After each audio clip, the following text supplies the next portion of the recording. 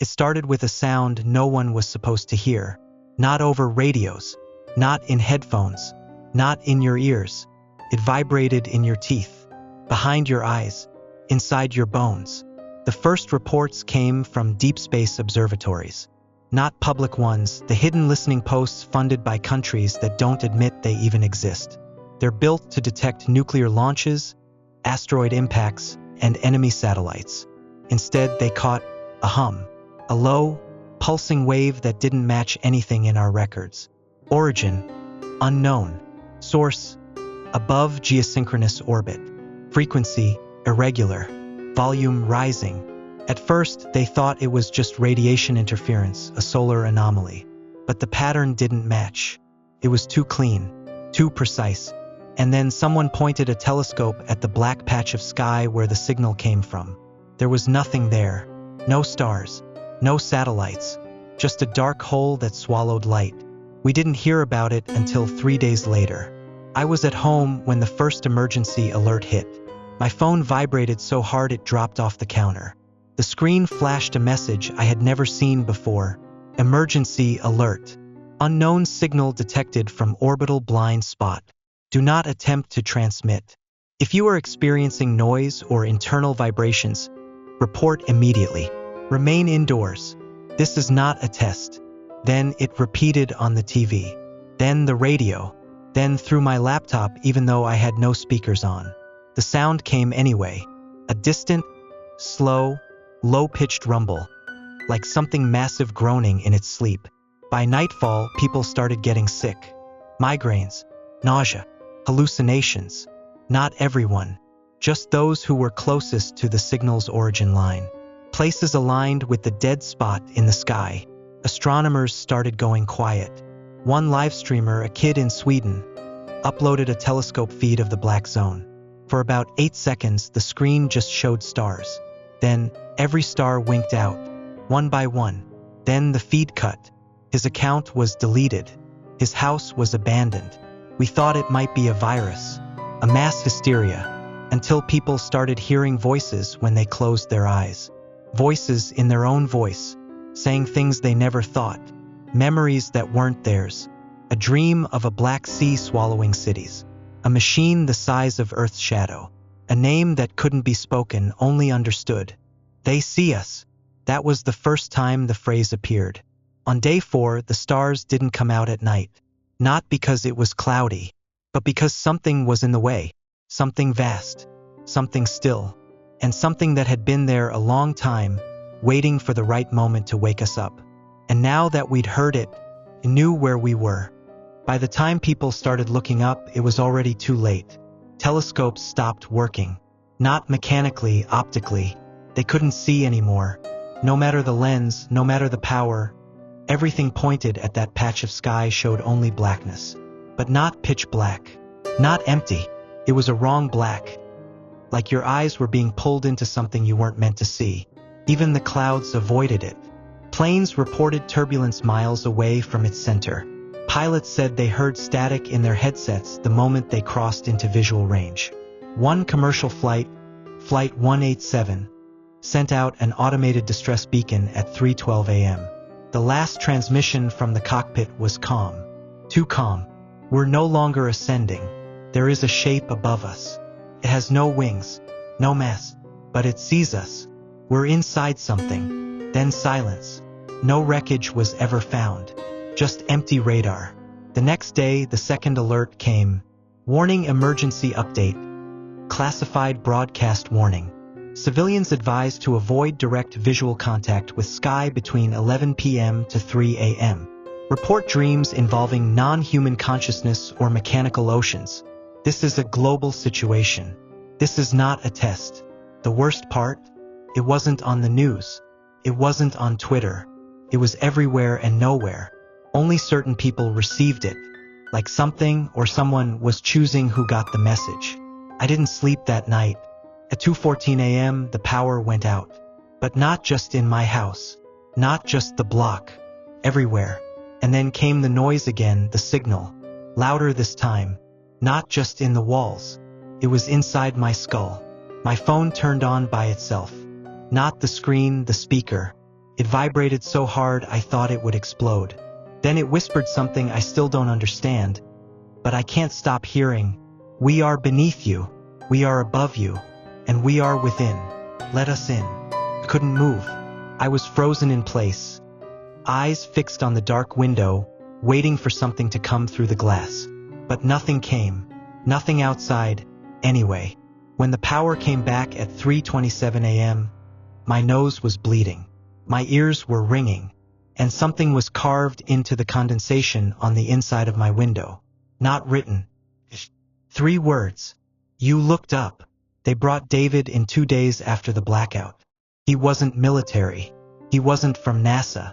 He came from somewhere else, some government branch with no badge and no name. Just a plain black folder and eyes like he hadn't slept since the Cold War. He told us to call him David, but that wasn't his real name. I knew that right away. He spoke quietly, like something might be listening. You've been watching The Void, right? Good. I need access to the raw waveforms. No filters, no compression, just the signal, the real one. I asked him what he was looking for. He said, proof that it's not a signal. We gave him access. He set up in a windowless room underground with a desk full of old analog equipment. Tape decks, oscilloscopes, printout machines. Not because he didn't trust digital systems. Because he knew digital systems couldn't handle what he was about to find. Hours passed. Then a day. Then 2. The only sound coming from that room was the constant churn of printed waveform paper and the faint hum of something low and sickly, like a heartbeat slowed to geological time. On day 3, we found him standing in front of a wall covered in diagrams, charts, spirals, phrases written and crossed out, rewritten, reversed, then torn off again. In the center of the wall was a loop spectrogram he'd printed and taped up piece by piece. It formed an image, a giant eye, vertical, reptilian, watching from a black swirl. It wasn't artistic. It was mathematical. The signal contained it. David didn't sleep. He barely ate. When we finally confronted him, he turned around slowly and looked like someone who'd survived drowning, but hadn't come back whole. It's not a message, he said. It's a memory. We asked him to explain. He told us he could only describe parts of it. The pieces the signal had let him understand without breaking his mind. It's old. Older than stars. A structure, maybe, or a living architecture. I don't think it moves through space. I think space moves around it. That black patch in the sky isn't where it is. It's where it's been staring the longest. He wiped his mouth. His gums were bleeding. It's been here before. Long ago. Before mammals. Before the earth cooled. It was sleeping. Beneath us.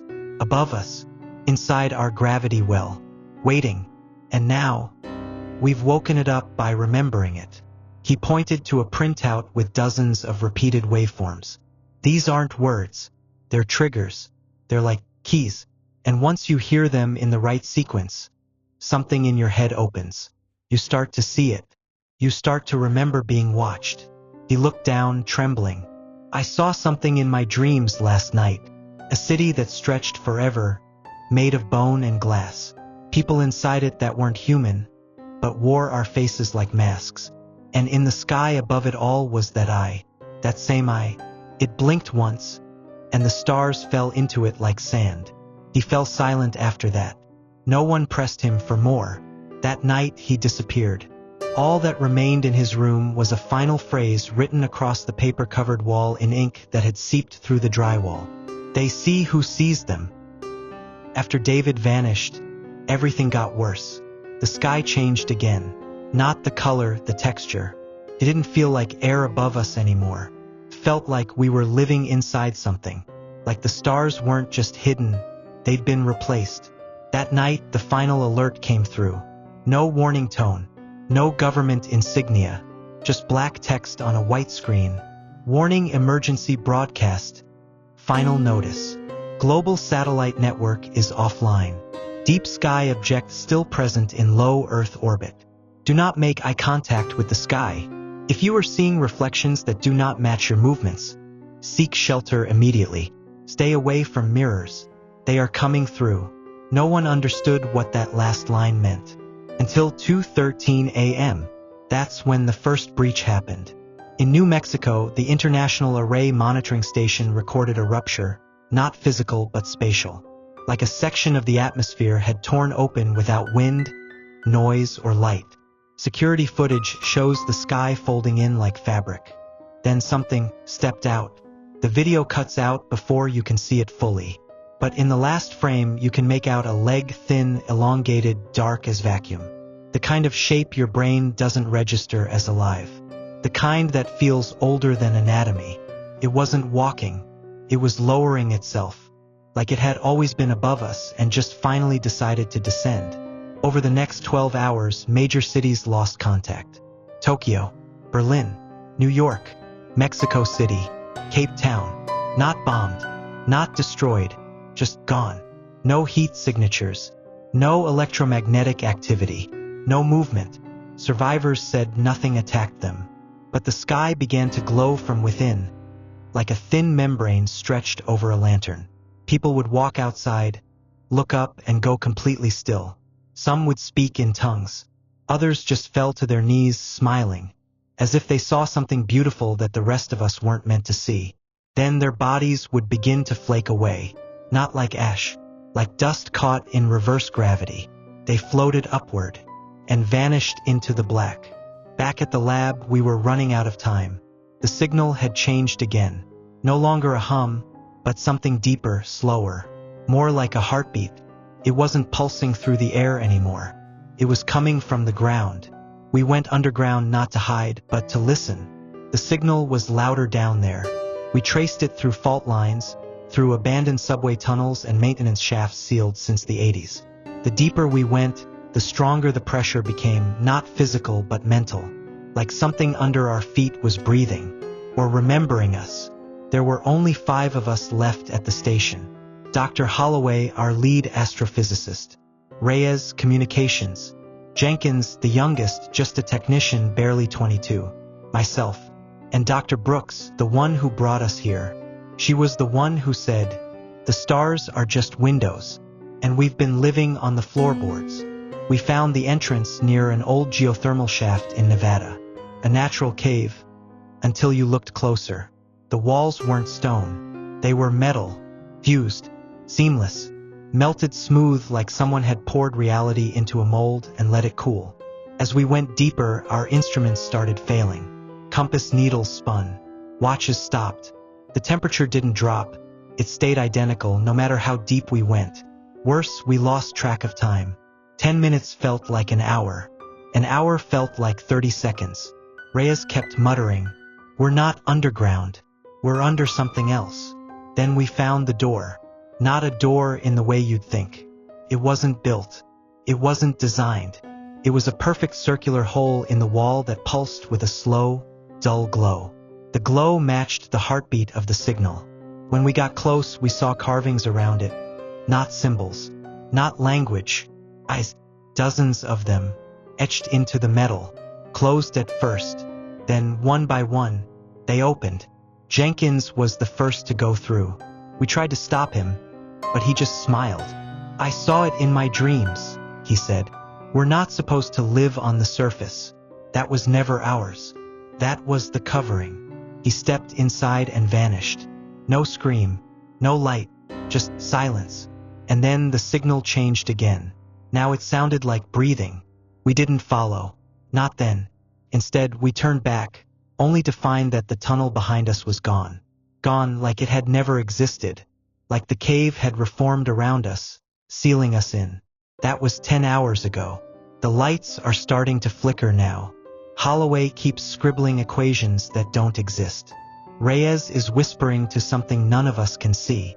Brooks just stares at the wall, repeating the same phrase over and over. It's not an invasion. It's a return. We were the infestation. I'm writing this from what's left of our comm station. We're deeper now. I don't know how. Outside the sealed room, I hear them walking.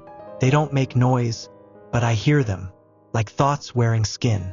They aren't breaking in. They're waiting for me to understand. And I think I finally do. We were never alone. We were never supposed to be here. And now that we've heard the signal, we've become part of it. It's just me now. Reyes stopped breathing an hour ago, but his mouth kept moving, silently shaping syllables that didn't exist in any language we knew.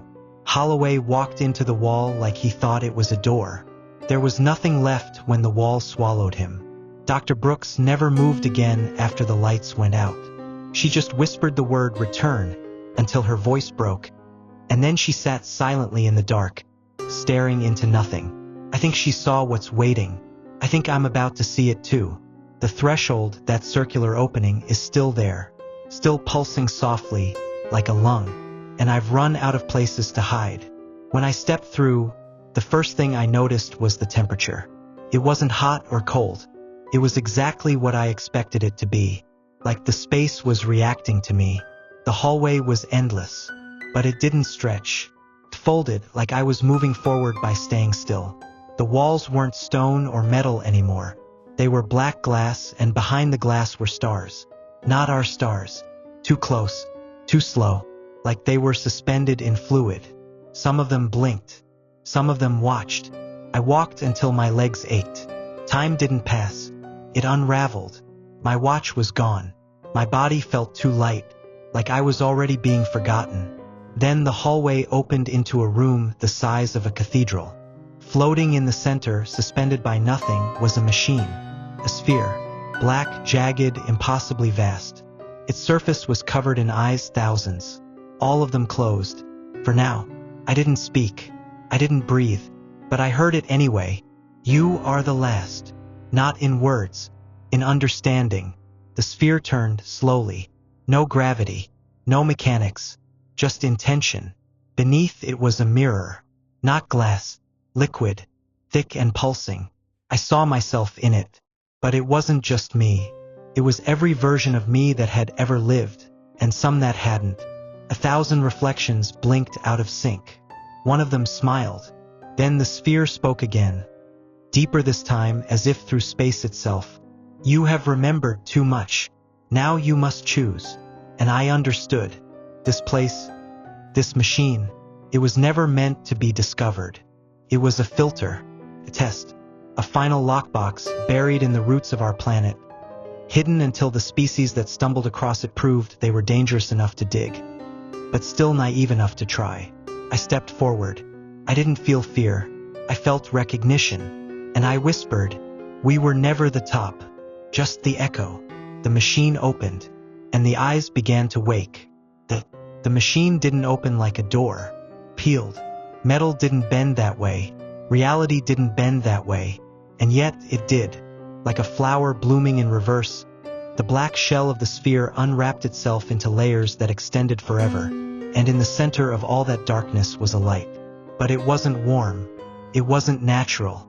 It felt like standing beneath a dying sun. And behind that light, I saw them. The others. Not aliens. Not invaders. Not demons. Just wrong. Shapes we never evolved to comprehend. Too many limbs and not enough. Bodies that looked like reflections in shattered water. Eyes stacked where mouths should be, and mouths that whispered in geometry. They didn't move. They watched. Not just me. They were watching everything. They had been here before. That's what the signal was. A memory they'd left buried in the earth. A breadcrumb for any species stupid or curious enough to dig too deep. A warning disguised as a beacon. Or maybe not a warning. Maybe it was a doorbell. And we rang it. I don't know how long I stood there, but at some point, I realized the reflections around me weren't just visual. They were versions of us. Millions of Earths. Millions of species. Millions of mistakes. Some had gone extinct long before humans evolved. Some had reached higher than we ever could. None of them survived this room. Every one of them built machines, telescopes, probes, signals. Every one of them got curious. And every time the others watched, until the moment came when they decided to reset the board. The voice came again. It wasn't the machine. It was one of them. A tall figure with no face, just smooth skin that shimmered like heat rising off pavement. It walked toward me, barefoot, silent, wrong. The sky was never empty. You were just too young to see. I wanted to run, but I couldn't. Not because I was frozen, because I knew something horrible. Running wouldn't matter. They weren't coming to Earth. They were already here. They always had been. I asked, I don't know how, maybe in my mind, why now? And the answer chilled me to my bones. You remembered us. That is always the end. And then the light vanished. And I woke up. In my room. Alone. Phone dead. Power out.